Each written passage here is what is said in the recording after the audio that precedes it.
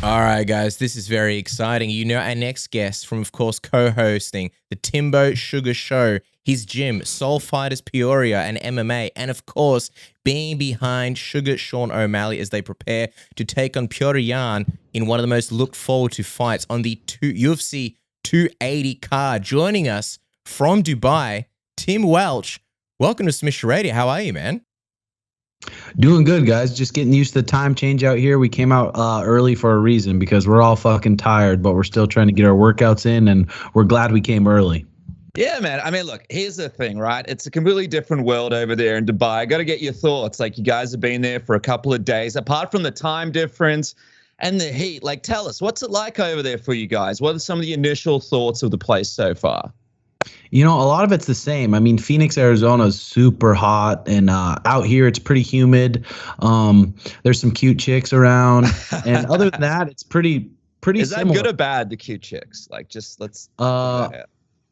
Kind of bad. That's why we're not in Dubai. So we're not in Dubai. We're in Abu Dhabi, so it's a little better. Okay. Yeah, I was listening to you guys on the Bradley Martin podcast. I know you guys obviously always chasing the chicks. What have you spent much time with the chicks over in Abu Dhabi so far? What are the main differences between, say, Arizona girls and the Abu Dhabi girls?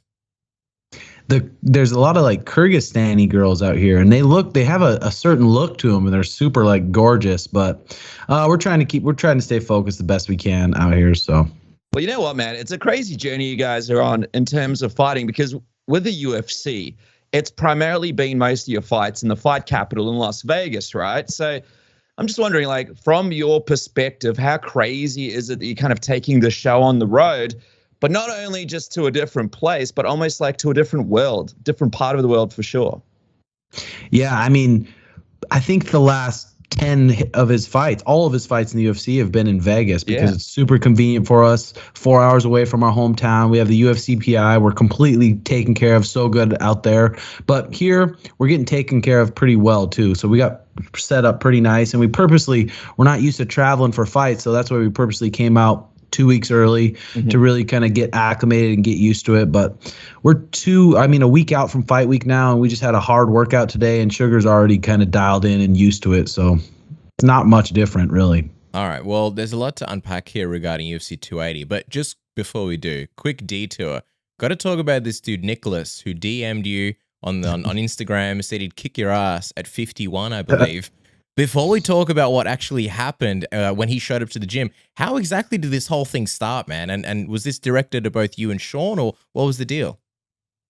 Yeah, it was directed by to me and Sean. And we get it all the time. All the time there's people just in the DMs trolling. And to all the DMs, I just send them the address to the gym and say, come on by, come on by, come on by, come on by. And never they'll come on by. But he actually came on by, so it was perfect. So I told him we came into class, and I hated that he interrupted my students' classes, but I said, you know what, we're going to skip technique today. We're rolling right off the bat.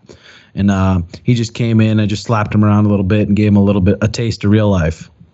Yeah, man. I mean, for those that haven't seen it yet, they need to go on your Instagram grid right now and check out the video, because you guys can watch some of the highlights from it. But anything in the video that we didn't see that you couldn't include, like, just take it and also take us into it a little bit for those who haven't seen it yet. Like, how exactly did it go down? Was this guy, like, I saw you obviously absolutely dominated him, but what was this guy's reaction to the domination? Yeah, he was just kind of a weird dude. He came in the door, so I said, "Hey, Nick, you made it by," and I had him sign the waiver so he didn't sue me, because he was trying to sue me after because his trachea was sore, but I knew that wouldn't work. But I said, yeah, come on by. All right, let's we're gonna go live right now, Nicholas, since you came on by, and I just grabbed a hold of him and slammed him, and just it was a pretty quick interaction, but. I love I would love if all the trolls could come on by and I could give them a little taste of real life. I think there's something satisfying as an MMA fan to see that happen, right? Because we've all been there where, like, the mates who are like, why doesn't he just stand up out of that choke? Or why don't he kick him in the dick? And you're just like, dude, it doesn't work that way. So when you see someone getting shown that, it's very satisfying. Safe to say the whole suing thing, you mentioned how he tried. Is that going anywhere, or is that just that's nothing because he signed the waiver?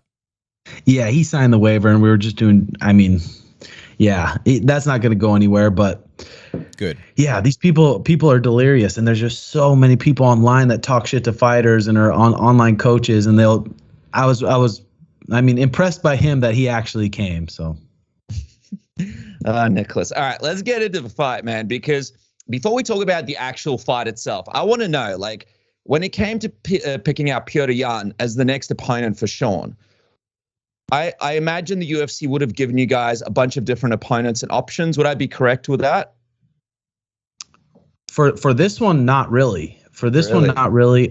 For previous fights, yes, they give us options. But for this one, it's just Sean Shelby and Dana said, "Hey, we have a good idea. Call you tomorrow." And then they called Sean, and then he called me right away and said, "Hey, Petr Yan in Abu Dhabi." And really, we'd probably say no to most fights, but it's the number one guy. We'd say no to most fights that make us travel across the world, but it's the number one guy on the planet. So it's like, this is a perfect opportunity. Let's do it.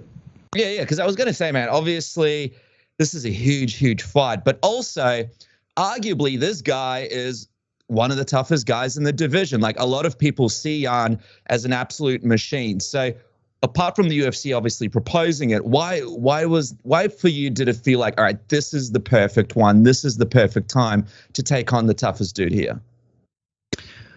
Just, I mean, the matchup, the size difference, the matchup.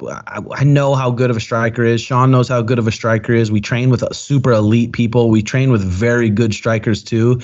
And all the people that he spars that are that size, he makes them look stupid. And Peter's probably a little bit on another level than a lot of them, and he's going to be really tough. But a big cage, and the size difference and the speed difference and the accuracy of Sean and how good he is at punching at range, I think it's going to be, the closer we get, I feel like Sean could make Peter look stupid. It's interesting, right? Because a lot of people thought, like, man, this is such a, it's just a step up as far as competition, right? Like, Peter obviously is recently the champion. It is a step up as far as the competition for Sean. But I was actually watching the ESPN preview show with Sexy Brett and obviously Paul Felder. And they mentioned how Sean said, look, the smart fighters, they get it and they understand what can potentially happen. And I wonder, from your perspective, Tim, what do you think it is that a lot of people who call this a mismatch, what do you think they're missing? What do you think they're not seeing here? Yeah, they probably just don't really understand the sport a lot, and they don't understand the different style matchups. And a lot of them just see Sean knocking these guys out, and they think it's a lucky punch. They don't see it's a calculated punch at the end of his punch, and everything's just super calculated and perfect and precise. They don't see him punching backwards. Not a lot of people can punch and with knockout power moving backwards, and Sean can. So they don't see those little things. But like I said, Peter's he's a motherfucker. He's a beast. He's a beast in the clinch, and he's just a beast everywhere. He's very, very durable. But Sean's prepared mentally and physically to punch him for 15 minutes and move around and punch him for 15 minutes. And now that he's getting older, he's getting a lot more durable. He's turning into a man. So I think it's the perfect time for the match, and we're going into the fight very confident. What was also the mindset between, and I really like Sean's mindset where he's kind of like, look, I will fight the toughest guys when I'm getting paid right. But until then, I'm happy to fight, whoever, until, why fight the best guys until you pay what you're worth, right? Was it tough to deviate from that? Or was it a case where, something was done to sort of sweeten the deal? What was the mindset there? I mean, yeah, it's pretty simple logic, but a lot of people don't have the ability to make as much money as Sean does outside of the cage. So he's able to make a lot of money outside of the cage. So it's not like, oh, I need this money. Where a lot of fighters are like, I just need to take any opportunity I can get because I need to feed my family. He makes a lot of money outside of the UFC. So we don't need to take those matches. So the logical brain will be like, okay, we'll take the matches when the contract's right.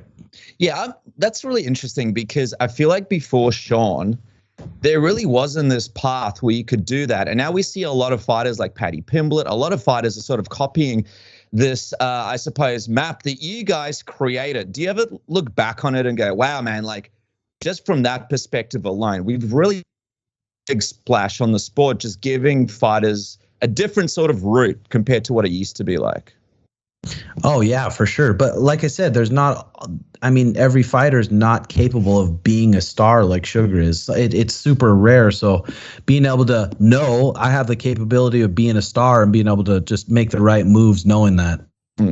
Okay, let's talk about the prep for this fight as well, because I know on that awesome show that you guys do, Sean mentioned that he's actually watching some tape on Piotr for this fight. And he revealed that before fighting Pedro, he's never really kind of watched tape on his opponents before. I'm curious, man, like, When it comes to the tape that you pass on to him to watch of Yan, what specifically, which part of his career do you specifically want him to focus on going into this fight? I mean, it's pretty obvious. It's just staying at his range the whole fight. Peter's very strong, and he's a little ball of muscle, and he's very he's tricky in the clinch. He puts together combos in the clinch with trips and elbows, and on the in-betweens, when it goes from striking to grappling, that's where he's really good at the in-betweens and hurting people at that. So I really want him to see that, because Sean's super athletic and he can watch something and kind of understand it. He's a very smart kid. So I really want him to see that and then go into sparring and go into a lot of our sessions with that in mind. Yeah, because obviously there's the amazing stuff that he does in the octagon that Sean sees and you guys are prepping for. But I also wonder, what's your take on Jan's mentality in the octagon? Because a lot of people have sort of criticized a little bit, in this last fight with Aljemain Sterling. They feel like mentally he kind of got beaten in there a little bit, as well as skill-wise, kind of getting in that position, getting frustrated in the fight, and sort of seeing the result throughout the fight there. Do you sort of focus on some of those mental gaps that you guys might be able to sort of work in the fight as the fight goes on? We're planning on him not having any mental gaps. We're planning on him being a durable Terminator for 15 minutes. He's not going to really have any mental weaknesses. In the Aljemain fight, he made a couple tactical errors. That's all it was. So we're planning on him to be ready to fucking go for 15 minutes. It's just going to be whoever makes a mistake first. How much of a difference do you think it also makes because it's a 3-round fight? Like, we had Aljo on last week, and he was the one who was saying, like, hey, man, it could be a miserable one for Yan if he sort of – he hates the phrase downloading data, but that's kind of what people describe Yan as he takes those maybe first couple of rounds to get reads on his opponent, and then in the championship rounds he kind of does really well. How much of a factor do you think it is that it is a 3-round fight? I mean, it's a huge factor. Anyone who spars Sean, any high-level guy, a guy who comes in from the UFC to spar Sean, or any professional boxer or anything, they're like, holy fuck.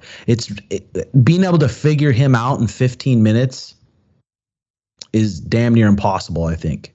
So him having to come out there, and if he starts slow thinking, I'm going to figure this guy out and I'm going to get a read on his movements are so sporadic. They're not really they're not the same all the time. So you can watch videos and think, oh, he does a mistake here. Oh, he does a mistake here. But then when he gets in front of you and you feel the speed and you feel how fast his feints are, and then you get hit without even knowing you got hit, it changes the game a bit. So 15 minutes is definitely an advantage for us.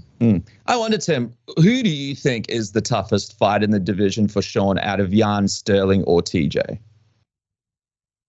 I mean, I think they're just different. I think TJ is super fucking skilled. He has a lot more tricks on the feet. I think Aljemain, just like you guys saw, you make a mistake with him and he gets on your back, that's going to be the end of the round, because he's got that body triangle on your back, and now he's going to be there for the rest of the round. You got to defend your neck. So I think at those top 5 guys, I think they're all just a big problem. Especially Aljemain. I think he's super fucking tricky. Well, he's obviously taking on TJ later in the night. I am curious to get your thoughts on that fight and what you're expecting from that one.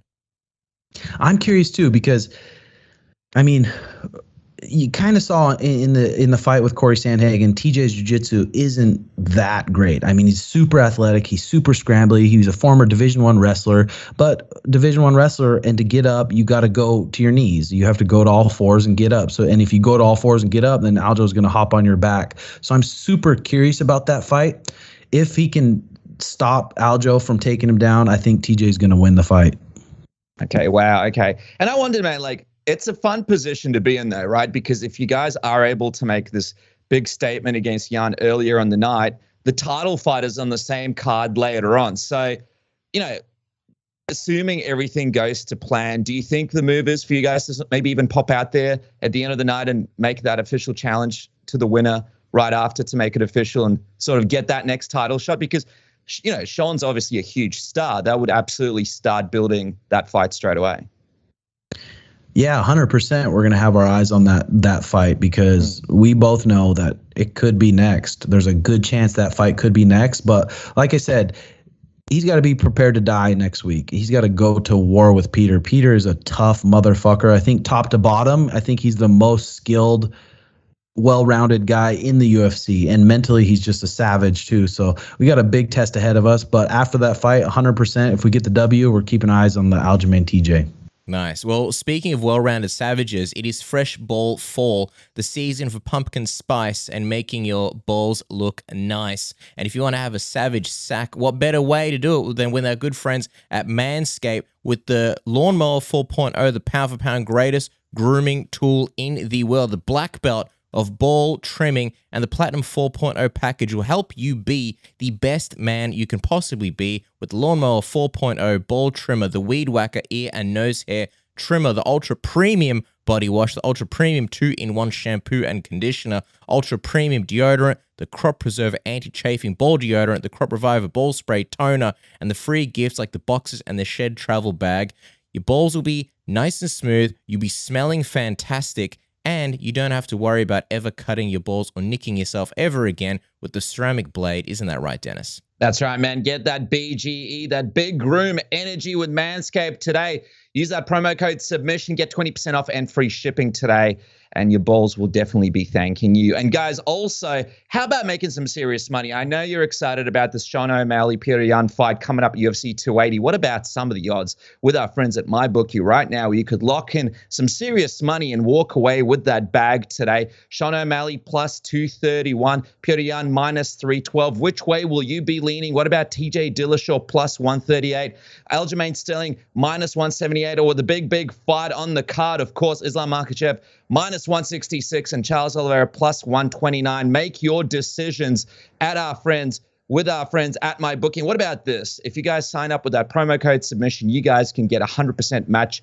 bonus all the way up to $1,000. That's right, double those deposits with that code word submission and MyBookie now, Cass. And just quickly before we go back to Tim, don't just make money, save money with NordVPN. Dennis, you mentioned how NBA season is right around the corner. And I know last year you did that cheeky little thing you do where you use NordVPN to change your location because you want to buy the NBA League Pass, right? But you don't want to pay full price. So you make your computer think you live in Indonesia where the price is cheaper, but you still get full access to the NBA League Pass. And it worked thanks to NordVPN. One click of a button, your computer thinks you're somewhere different in the world. And it works the same for all sorts of other products. You can make your computer think you're in Mexico and you get cheaper Netflix. It works for certain pay-per-views and other events and other kind of deals. It works for flights as well. The same flights are cheaper depending on what country your computer thinks you're in. And also, it costs like the cup of a... it costs the price of a cup of coffee every month, and you get extra security so your internet service provider cannot track any of the spicy websites you're on. Isn't that right, Dennis? That's right, man. And the deal keeps getting sweeter because NordVPN is giving all Submission Radio listeners a crazy discount off, plus 4 months for free. Huge discount, 4 months for free. You guys can go to nordvpn.com/submission or click the link in the description below. And by the way, completely risk-free, Nord's 30-day money-back guarantee. Best apps in the game. Secure yourself with NordVPN right now, Cass. All right, but going back to you, Tim, just back to UFC 280 and assuming everything goes to plan, what do you want the big takeaway to be about Sean after this fight? Like we keep talking about, like Yan is just such a perfect opportunity, right? Being one of the most recent champions. What do you want people to sort of take away from Sean's fight after this one? I just think, fighting's crazy, so anything random can always happen that you never expected. But I think the narrative is going to change big time, especially with fighters in the UFC. They're going to see Sean and his durability and how actually skilled he is, and they're going to be like, holy fuck. The Cheeto thing, yeah, it happens. That literally could happen to anyone. I think it's going to surprise a lot of people after this fight, and I think the whole narrative is going to change with Sean. Is he durable? Is he tough with these elite guys? They're going to be like, holy fuck. And it feels like it's a good setup for that, right? Do you feel like that Cheeto thing has kind of been hanging over Sean for too long, and this is like the perfect fight that could almost, make people just forget about that and just focusing on like, holy shit, look at what this guy did to, one of the best in the division? Oh, 100%. I truly feel in my heart that's what's going to happen. And then the Cheeto fight, the build up for that's going to be huge. We know we're going to see Cheeto again. He's a super tough kid. He keeps winning. We know we're going to see him again. So when that comes, we'll be ready for it. Now, I know that Sean, and I'm sort of looking into the future a little bit here, but I know you mentioned on your show that down the line we could potentially see him move up to 145. He said that when he gets to the point where his jiu-jitsu is like Charles Oliveira's on the ground, he said that it's great right now, but when it gets to that level, he might be ready to sort of move up. I wonder, like, how much of a different beast is Sean when he's not cutting those extra 10 pounds? Yeah, he is. But gosh, he's got his diet and everything so dialed in with Dan Garner that he's a beast either way. But I think with that extra 10 pounds, you guys see how hard he hits, and his punches are for his build and his waist, and he's kind of a skinny kid. It's just weirdly how he has heavy punches. I've held pads for a lot of people, a lot of heavy punchers, and he cracks for how small he is. So even at 45, I think he would do good, especially give him 6 months, a year to put on 5-10 pounds of muscle. I think he would do well with anyone.